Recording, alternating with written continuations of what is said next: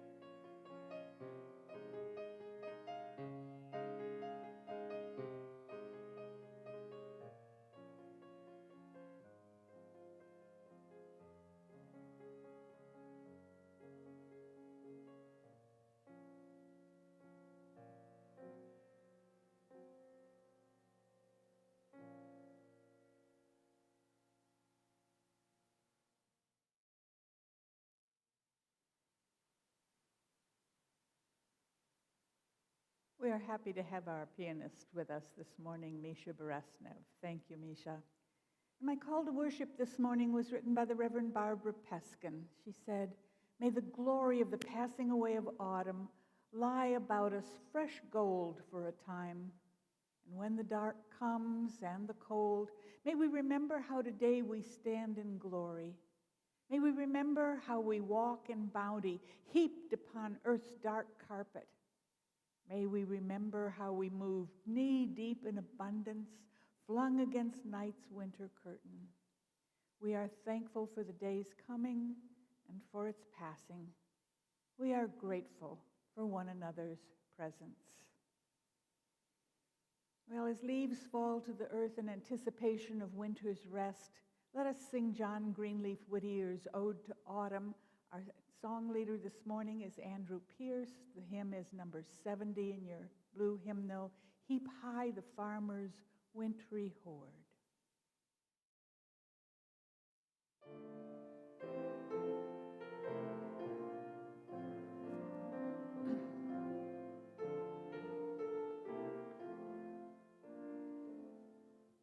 Heap high the farmer's wintry hoard, heap high the golden corn. No richer gift has autumn poured from out the lavish horn.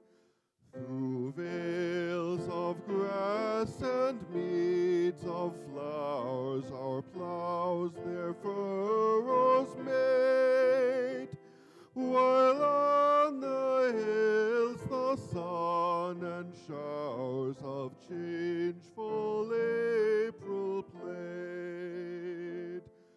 We dropped the long bright days of June beneath the sun of May, and frightened from our sprouting grain, the robber crows away. All through the long bright days of June, its leaves grew green and fair, and waved in summer's noon, its soft and yellow hair. And now with autumn's moonlit eyes, its harvest time has come. We pluck away the frosted leaves and bear the treasure home.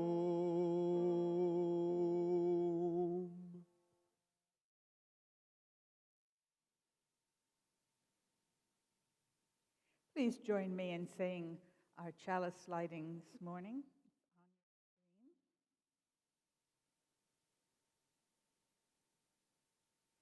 We gather here today to share and give thanks, to tell stories and break bread and be together in Holy Communion. We light our chalice this morning in the spirit of thanksgiving with love, hope, and generosity of spirit, grateful for this blessed opportunity to be together. And now let us celebrate the covenant that we share each Sunday morning. Love is the doctrine of this church. The quest of truth is our sacrament, and service is our prayer. To dwell together in peace, to seek knowledge and freedom, to serve others in community, to the end that all souls shall grow into harmony with creation. Thus do we covenant with one another. I usually start the service with questions for you to ponder before I give my responses. And today I simply ask you to compare in your heart last year's Thanksgiving Day to that which you plan for this year and those which you hope will follow when the pandemic restrictions are no longer necessary. How will your store of gratitude compare? And while you're thinking about that, let's share a story for all ages. So will the children of all ages please come forward? Listen, I have a story to share. Listen and watch. Watch and see if there is someone you know in this story. Watch and see if you yourself are in this story. Once upon a time, there was a small village full of friendly people just like you and me. They were just like you and me, except that they didn't get their food from the grocery store. They had no grocery stores. They had to grow all of their own food. One person, for instance, grew leeks. They're like big fat onions. And one person grew kale. It's good for you. One person grew tomatoes, round and red. One person grew sweet potatoes, oh yum. And one person grew lentils. No one else knew what lentils were. They were all grateful for what they had, and everyone lived in peace and harmony, mostly. One day, the first farmer said about his neighbor, "Excuse me, have you ever tried eating nothing but leeks all day, every day? It's awful. I've asked that so-and-so over there to share some of her sweet potatoes, but she won't. Peace and harmony, my eye." And his neighbor replied, "Oh, yes, it's all about you, isn't it? If I give you my sweet potatoes, then I won't have any. I may be tired of eating sweet potatoes, but it's better than nothing." Well, our friendly villagers were not so grateful and were maybe not so happy with their neighbors after all. And everyone was afraid of not having enough, so they didn't share. Well, this starry state of affairs existed in the village all season long. Everyone had just enough, but no one enjoyed it until one day. The lentil farmer approached the common kettle in the middle of the town's park, mumbling to himself, "I can't believe these fools don't even know what a lentil is. I mean, they're high in protein and calcium. They're one of the first foods that were ever cultivated by human beings. Well, I've eaten as many lentils as I can stand, and I have more than I can ever possibly eat. So I'm going to actually share some and show them what a lentil is." Then the kale farmer walked by. He smelled something cooking. He stopped and sniffed the air, liking what he smelled. "What do you have there?" he asked. "Oh, just some soup. Would you like some?" said the lentil farmer. "Oh, yes, I would," said the kale farmer, who was beginning to tire of eating greens for every meal. "Well," said the lentil farmer, "it's not quite done yet. In fact, I do believe it's going to need some kale." "Let me run home and get some," said the kale farmer. And pretty soon he was back with an armful of kale and the farmer who grew tomatoes. "He told me what you were doing," said the tomato farmer, "and I thought you could use some tomatoes if I could have some soup too, please." "Oh, dump them in," said the lentil farmer jovially. And they did. The leek farmer and the sweet potato farmer were still arguing, but the tomato farmer sang out so they could hear, "Gee, this soup smells so good. I bet it would be even better with some leeks and maybe some sweet potatoes." Well, they stopped arguing and brought their bounty to the pot. And when they saw what was going on, they added their food to the rest. And just like that, everyone shared what they had, because that soup was beginning to smell better and better. And what they discovered was that we all have something to give, and what we have to share may seem uninteresting, insignificant, or even not enough. But it really can become amazing when it's blended with the right combination of other gifts. It wasn't long until the soup was ready, and the 5 villagers discovered that they not only had enough for themselves, but for the entire community. And they invited everyone they knew to come share their delicious soup. That's a kind of a fun story. That's the kind of Thanksgiving Day I remember as a child. We went to one of the grandmother's houses, and all the aunts and uncles came, even the ones who had moved away to another town, and they brought all the cousins, so many we had a table all to ourselves. And every family brought a dish or two to share. I was very proud because my mother always supplied the turkey. Everyone agreed that she did it best. Aunt Esther made the pumpkin pie, and no one could figure out why hers was so good until one year she confessed she put ginger ale in it. Wasn't that clever? Aunt Mary made the best potato salad, and she brought that along with sweet potatoes topped with teeny tiny marshmallows. Oh, and there was always green Jell-O with vegetables in it and coleslaw with pineapple. Grandpa Jay was a baker by trade, and he brought pecan pies to supplement the pumpkin pies and little cookies to eat later when there was room to eat again. And Grandpa F did the carving, and everyone passed him their plate and said what piece they wanted, and then Grandma F put a spoonful or two of dressing alongside, and all the other dishes were passed, and people served themselves. The family picture album had annual pictures of my mother carrying in the turkey, beaming relatives at the table behind her. Well, as we got older and more of the aunts and uncles had moved away, some of them didn't come back for the party, but we always phoned them sometime during the meeting. As we had families of our own, there were new cousins at the table. But times changed, and people didn't all live in the same town anymore. Still, there were crowds at the table, families supplemented by good friends and their family. It was always a day of feasting and sharing, much laughter and groaning after, with the annual complaint of having eaten way too much. I don't imagine there will be much of that going on this year. One family across the street from me has all their children and grandchildren here in Fort Worth, and they visit regularly, and I'm sure they'll be gathering as a clan and thankful for that. I have a weekly call on Thursday morning with my erstwhile knitting group, which hasn't gathered in person since last March. We will wish each other well and retire to our solitary dinners. I always make a turkey because I like the leftovers. And turkeys are inexpensive at this time of year. I'm trying to think of how I might create new traditions from this blip in our gathering schedule. Maybe I'll have to rethink the meaning of Thanksgiving Day. The myth that we were told of its first meeting among the early settlers and the natives who lived there before them is only partially true, you know. The holiday wasn't really meant to be for exchanging recipes and seasonal greetings, a kickoff to Christmas spending sprees. But I'll say more about that later. For now, a generosity report. I noticed the collection box for pet food last Wednesday when I came in for the office hours. It was nearly full.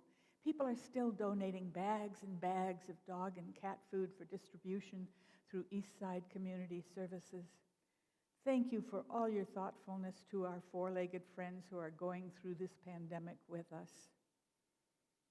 And also I noticed that today is the startup of the annual auction. It is online this year. Instructions have been emailed to you, very explicit instructions on how to get on, how to register, and how to bid. And I thank all the people who worked on the auction. It's going to be delightful, even if we can't meet at the church. And for now, here's a thank you meditation from the Reverend Richard Fuchs. For the sun and the dawn, which we did not make. For the moon in the evening, which we did not create. For food which we plant but cannot make grow ourselves. For friends and loved ones we have not earned and cannot buy. For friends who welcome us as we are from wherever we have come. For all things which come to us as gifts of being from sources beyond ourselves, gifts of life and love and friendship, we lift up our hearts in thanks this week. Amen. And how about now a hymn about the past? Number 290 in your hymn book, Bring, O Past, Your Honor.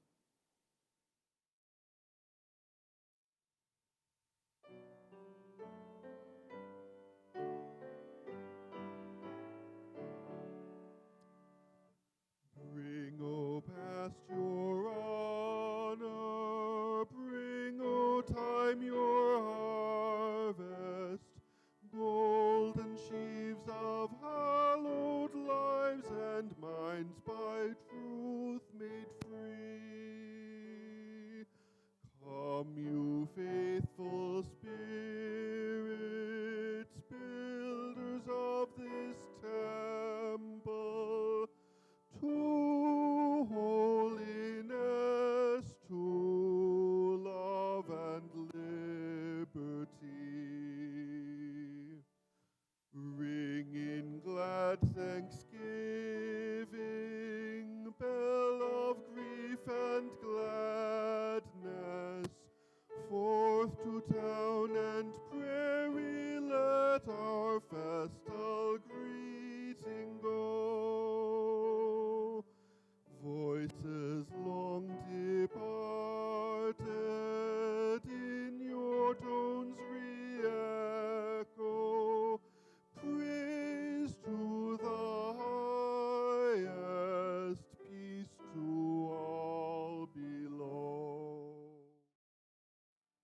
Shrine of frontier courage, Sinai of its vision, home and hearth of common quest for life's immortal good. Stand in years oncoming, sentinel of conscience, as through the past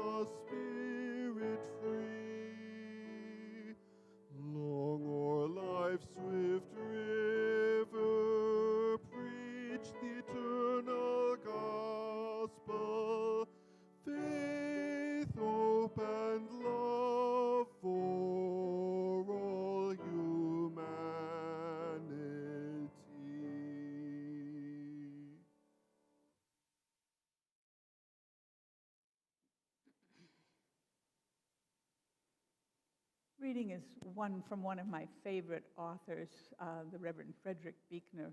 Buechner was a Methodist minister before he retired, and yet I find his thinking and his thoughtfulness very Unitarian, Universalist. I often read from his book, Wishful Thinking. He wants to talk in this reading about love. And he said, the first stage is to believe that there is only one kind of love.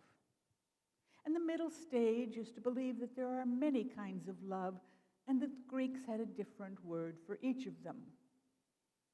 The last stage is to believe that there is only one kind of love. The unabashed eros of lovers, the sympathetic philia of friends, agape giving itself away freely, no less for the murderer than for his victim. The King James Version translates it as charity. These are all varied manifestations of a single reality. To lose yourself in another's arms, or in another's company, or in suffering for all who suffer, including the ones who inflict suffering upon you, to lose yourself in such ways as to find yourself, is what it's all about. That is what love is. Of all powers, love is the most powerful and the most powerless. It is the most powerful because it alone can conquer that final and most impregnable stronghold, which is the human heart. It is the most powerless because it can do nothing except by consent. To say that love is God is romantic idealism. To say that God is love is either the last straw or the ultimate truth. Love is not primarily an emotion, but an act of will. When Jesus told folks to love their neighbors, he was not telling them to love them in the sense of responding to them with a cozy emotional feeling. You can as well produce a cozy emotional feeling on demand as you can a yawn or a sneeze. On the contrary, he was telling us to love our neighbors in the sense of being willing to work for their well-being, even if it means sacrificing your own well-being to that end, even if it means sometimes just leaving them alone. Thus, we can love our neighbors without necessarily liking them. In fact, liking them may stand in the way of loving them by making us overprotective sentimentalists instead of reasonably honest friends. This does not mean that liking may not be a part of loving, only that it doesn't have to be. Sometimes liking follows on the heels of loving. It is hard to work for somebody's well-being very long without coming in the end to rather like him too. Let's take a moment for a communion of names and milestones this morning. I don't have any stories to share about what's going on in this community. I've heard no sad stories of illness or death this week, but neither have I heard of any celebrations other than getting ready for Thanksgiving dinner. But you know the stories live in this community, and we are here available to hear them when they come forward.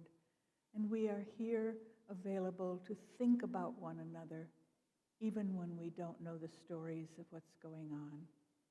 So let us take a moment to share some silence before we listen to music, to consider this scattered community who can meet only virtually until one day we will be face to face again.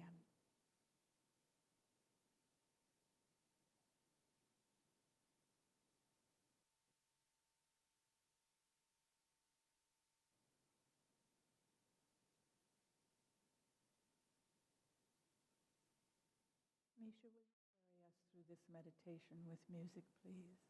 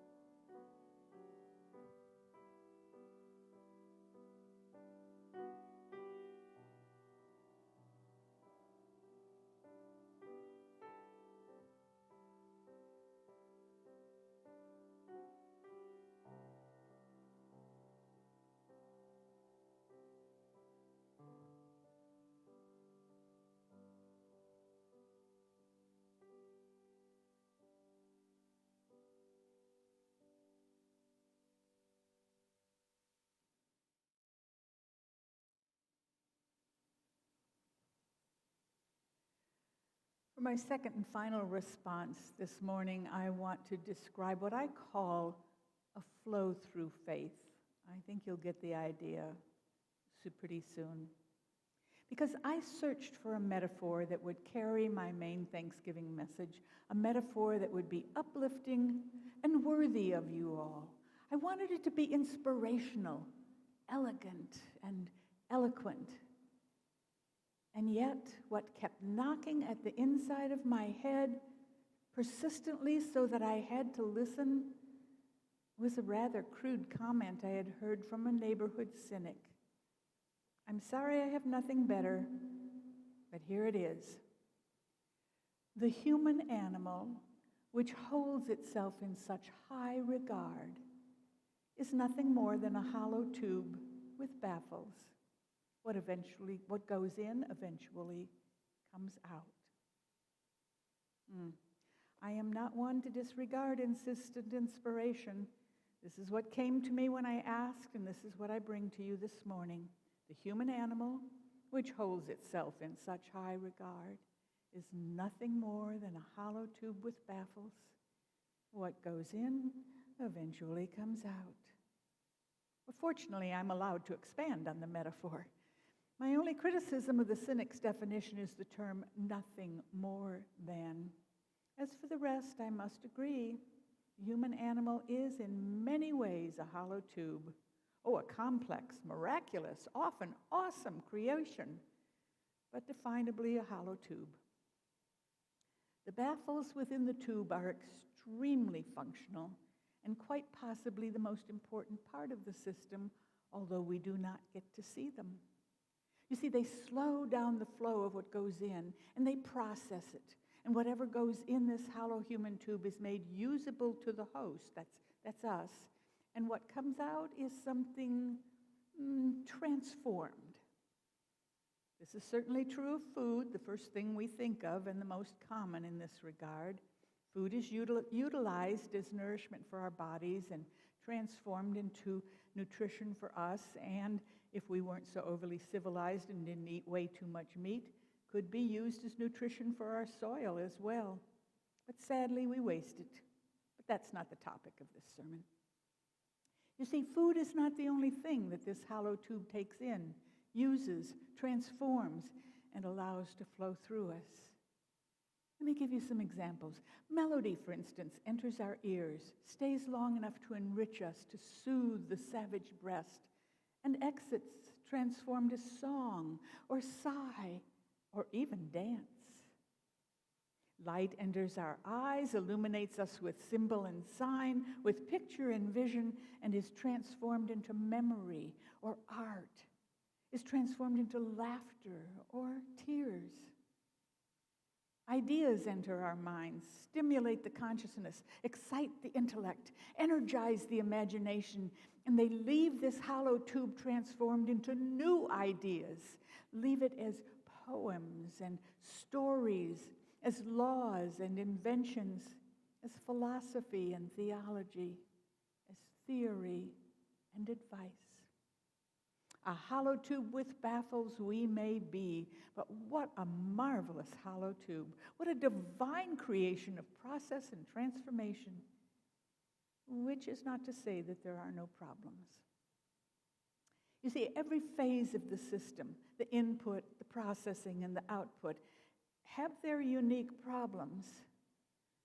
Introduce food with too much fat or sugar or salt, and we get insufficient nourishment. Present discordant tunes to the ear, and we experience displeasure, unsatisfactory oral sustenance. Impose the ugly and the obscene upon the eye, and we perceive the world with vision clouded by cynicism. Proclaim evil opinions or introduce erroneous ideas, and we produce flawed thinking.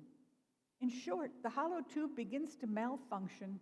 The usefulness of a flawed product is not fully realized within. The transformation, in turn, which is expressed becomes useless, inharmonious, ugly, even dangerous. Conversely, we all know what happens when a tube becomes clogged and the input is not allowed to flow through. In the human cylinder, the result is blockage and swelling, discomfort, pain, weakness of limbs, a whole series of debilitating symptoms. And these are not just symptoms of the dietary process. Oh no. Feelings of unworthiness block our songs, bottle them up inside until they are of no use to us, unsingable, unshareable. Images that contain no hope and no inspiration block our vision, inhibit our dreams, or create them stillborn. Words that have no compassion, no justice, no truth or beauty block our psyches and shrivel our souls. We are indeed a marvelous but delicate hollow tube with incredible but fallible baffles. We have inexhaustible and often unwise appetites. We can anticipate outpourings of creativity, but often experience painful and sometimes deadly obstructions to whatever we try to create. This is the metaphor I ask you to hold on to then as I ask the vital question of this week of Thanksgiving. How do we, mere hollow tubes, experience our faith and our capacity for gratitude? This is the time. On a usual Sunday morning, I would pause for another hymn, but I think this is the question I was searching for earlier when I asked you to imagine how future Thanksgiving days might be celebrated. So I'm just going to plow on. It seems to me that this is indeed a question involving the flowing through of some other commodity, some entity that enters us, is processed through us, and flows from us back into the community, into the world. This entity has many names.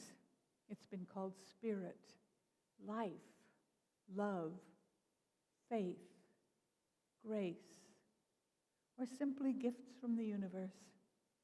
Each of us has experienced this in some way, in some personal manner. I need only remind you of the benefits we get when any of these are allowed entry into our being. I remind you of the nourishment we experience to both our bodies and our souls. From the gift of life, we learn to live better lives. From the gift of love, we learn trust and higher values. From the gifts of faith and grace, we receive enlightenment. And all of these we can use to achieve self-actualization, self-gratification, and most importantly, spiritual growth. Not too shabby for a mere hollow tube, is it? But without these gifts of life, love, faith, and grace, we would be impoverished, suffering from a spiritual malnutrition. You've seen this kind of unsatisfied hunger, this inability to accept what is available, this being unable to receive love, being blind to faith and deaf to grace, being starved of life in the midst of plenty. You have seen this malfunction of the human spirit. Perhaps you have experienced it yourself at some time in your journey, perhaps even now. We know we can be eternally grateful when we do not suffer from maladies of the spirit. And we know that when we do, we must and can seek spiritual healing. But the inability to receive the great gifts of life is not the least of the problems that beset us as hollow human beings. What happens when faith and life and love and grace enter us, but find the channel blocked from flowing through? The human system works on these gifts the same way it will work on our Thanksgiving Day dinner. If we try to keep all of our gifts, life and love, faith and grace, music and beauty, concepts and cranberries, keep them for ourselves alone, and if through some malfunction of our spirit we cannot transform them into something useful, something that flows from us, we will suffer a kind of spiritual illness. We will be puffed up, swollen with pride. We will find ourselves weak in spiritual understanding, or we will become stuck and heart-hardened. If we keep our faith without expressing it, we will find ourselves spiritually and morally constipated. Even in these things, we are hollow tubes with baffles. Whatever we are fortunate enough to receive, we must use with gratitude and pass on, transformed for the use of others.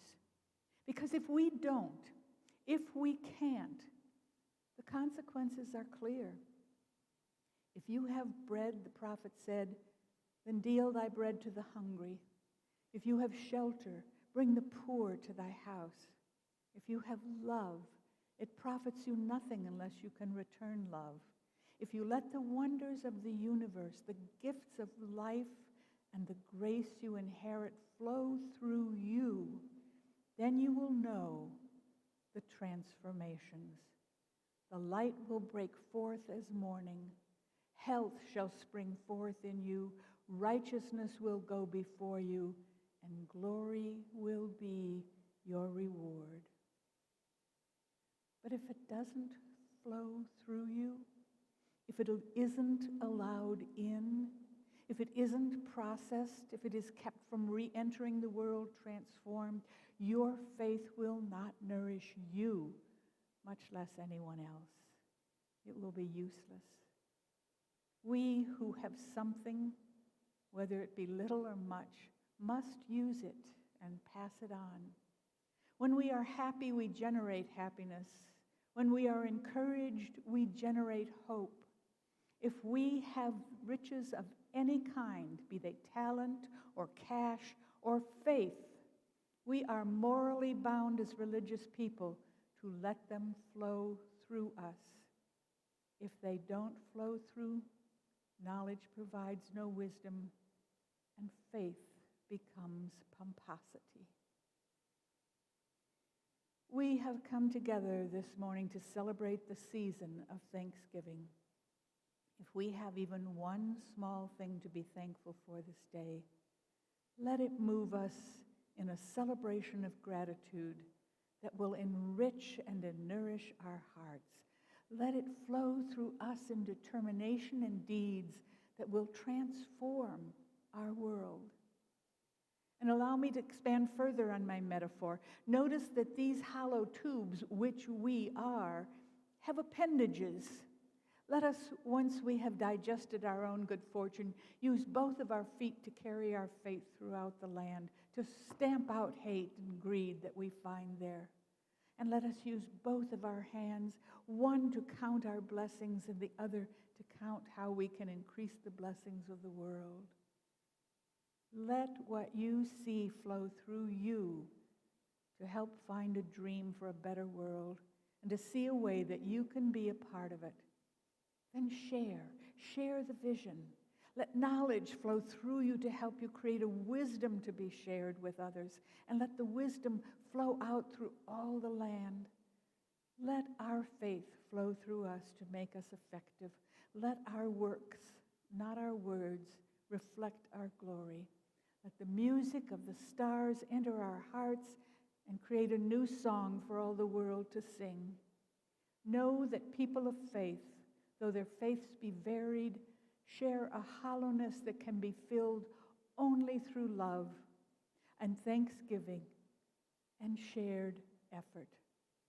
Let the world be transformed by our flow through faith. Our closing hymn this morning is number 18. What wondrous love is this?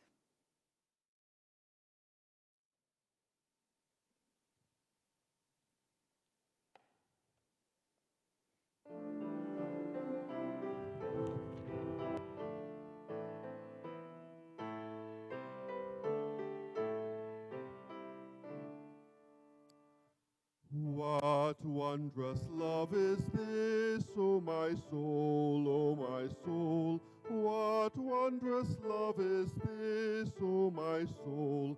What wondrous love is this that brings my heart such bliss and takes away the pain of my soul, and takes away the pain of my was sinking down, sinking down, sinking down. When I was sinking down, sinking down. When I was sinking down beneath my sorrow's ground, friends to me gathered round, oh my soul, oh my soul. Friends to me gathered round, oh my soul. To love and to all friends I will sing, I will sing. To love and to all friends I will sing. To love and to all friends who pain and sorrow mend. With thanks unto the end I will sing, I will sing. With thanks unto the end I will sing.